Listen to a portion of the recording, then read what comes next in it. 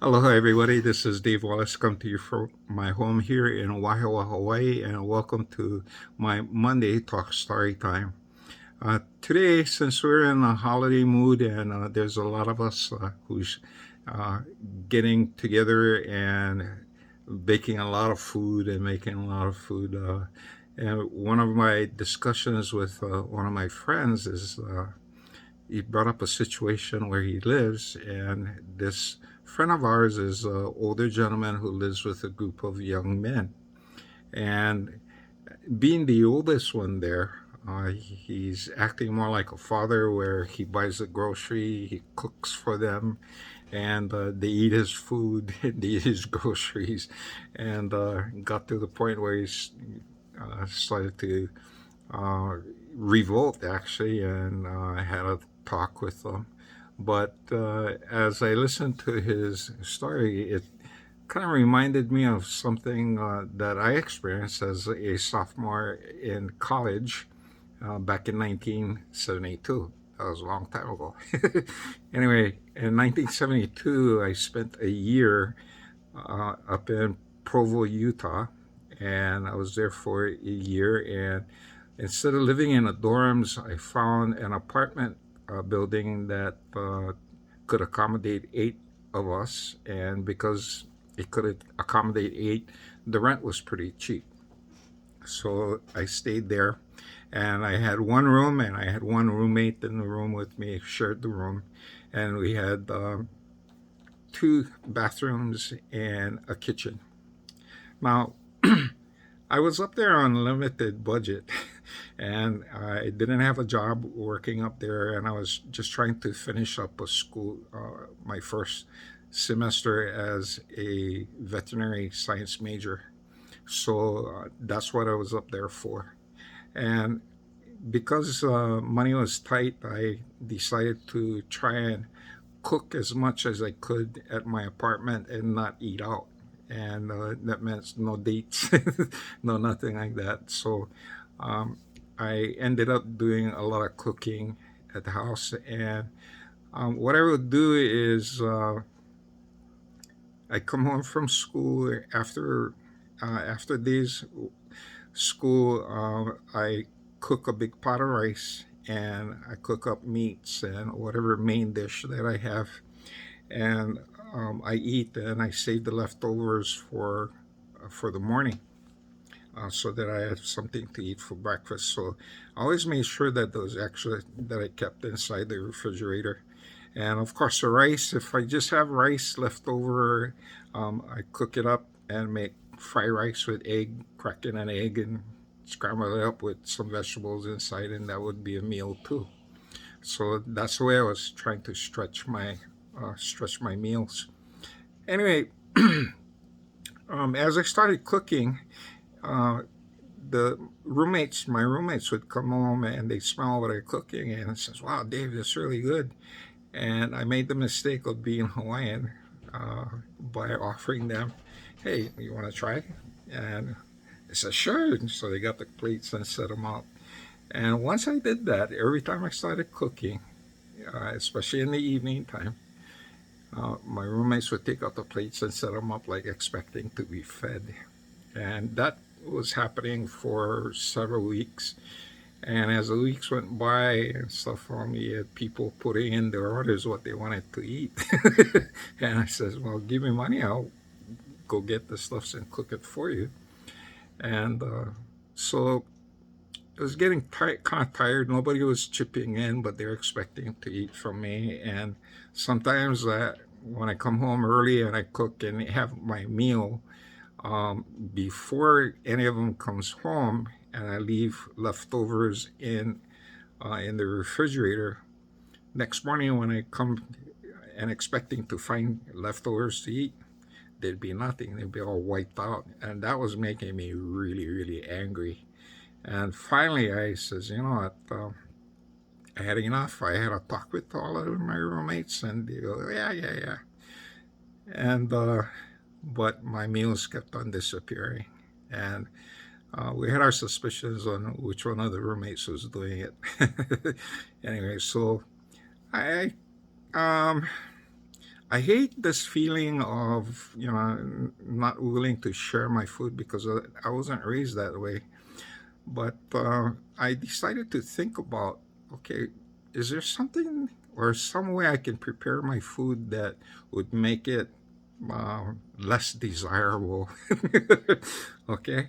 And so one day I was going to school, and I rode my bike to school, and something told me to go check out a small market that somebody was saying was an Asian market in Provo that I needed to check out. So I had time. In fact, I had only one class that day, and so I had time before class, and I went down to check out the market. And sure enough, I walk in, and it's just like walking into a store here in Hawaii. They had cracked seed, they had preserved seed, they had um, all kinds of shoyu, soy sauce, all these no recipes and different things, and spices that were all from here in Hawaii. And I was familiar with them. So I started going up and down the aisles, and I bought some Chinese five spice and different uh, spice packages here and there, and bought a lot of ramen. And ramen, we could pick them up anywhere, but these were flavored differently. I think my favorite during that time was shrimp. So I buy the shrimp ramen, and I started walking up and down the aisles, and I found the shoyu aisle, and I bought some soy sauce and put them in a basket. And right next to the soy sauce, I saw a bottle of shrimp sauce. And here in Hawaii, we call it hamha. And hamha, this is shrimp that's been salted and fermented, and it's real thick, kind of grayish paste in a bottle. And when you open it up and you take a sniff, you know something died. It's really, really powerful and pungent. And it's a smell that for us growing up in Hawaii, we knew what it was, and we associated it as something delicious because my dad would use this sauce and mix it with belly pork and steam it. And that's the way that we ate the hamha. Delicious. The smell, you get all of these blue flies buzzing at the windows trying to get in because it really stinks. So I bought a bottle of hamha, and since I had a class, I just left with the bottles and the bottle of hamha along with some shoyu and some other spices. And I went to class, and then on my way home, I stopped off and bought some meat, bought belly pork, and uh, some cabbage to and vegetables to mix up with the sauce. So I got home, and just in time for my roommates started to come home. And the first thing I did was cook rice right on the stove. I was in the process of cooking rice. I started chopping up the vegetables and uh, the belly pork and everything, and started slicing it. And my roommates came, "Oh, Dave, what you making?" So I'm making a special dish from Hawaii. "Oh, you're making it with pork?" "Yeah." "Oh, wow." So they trained the hens they want to eat, and I says, "Well, if you guys want to eat, join in. It's going to take about an hour." So again, they're getting ready to chow down on my food. So I finished cutting up all of the vegetables, and as soon as the rice began to boil over, I turned it down, and then I started um, with the vegetables, stir frying it, and I put just a little bit hamha inside. And with that little hamha and the vegetables, my roommate started coming on, and with this real puzzled look on their faces. Dave, what is that stink? It smells terrible, like something died. I says, oh, you want to smell the sauce? And they don't know what ham high is. But I opened the bottle and I said, here, sniff. Oh, they took one sniff and they wanted to puke. Anyway, so um, I got the paste, and I had a nice bowl of, nicely chopped, thinly sliced pork belly, and uh, put it in a plate.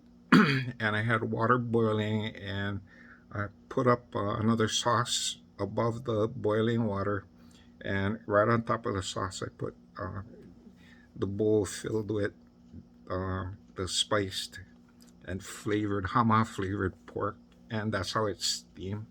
Normally takes about an hour.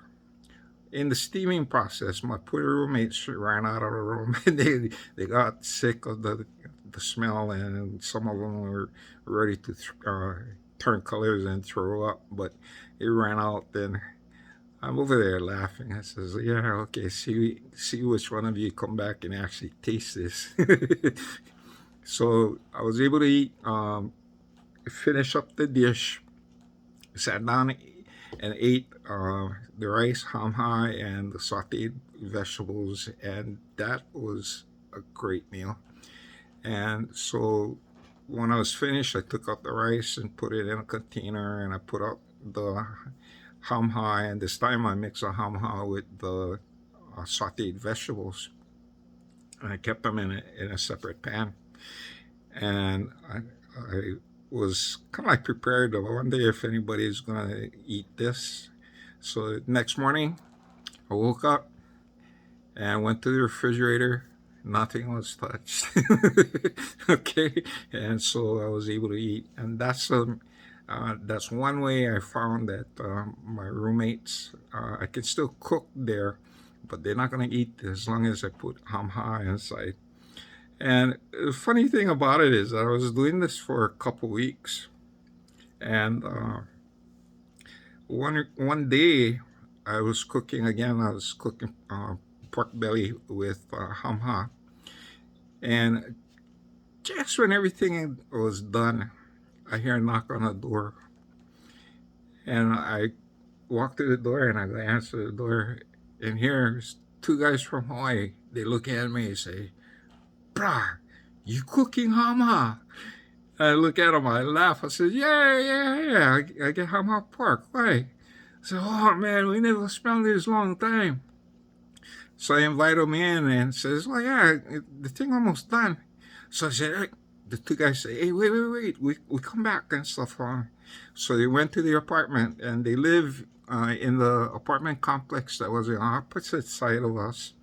And they were gone for about maybe 5-10 minutes. And when they came back, they had kimchi, daikon, kimchi, daikon, kikuman shoyu, and all these goodies and stuff. I think they brought some taro too. So forget the other stuff that they bought, but at least they brought over things, and we sat down and eat. And when my roommates walked in and saw all of us eating, they gone, "Ew, disgusting." And we sat over there and laughed at them and said, "Yeah, very disgusting." So this was my experience with these guys.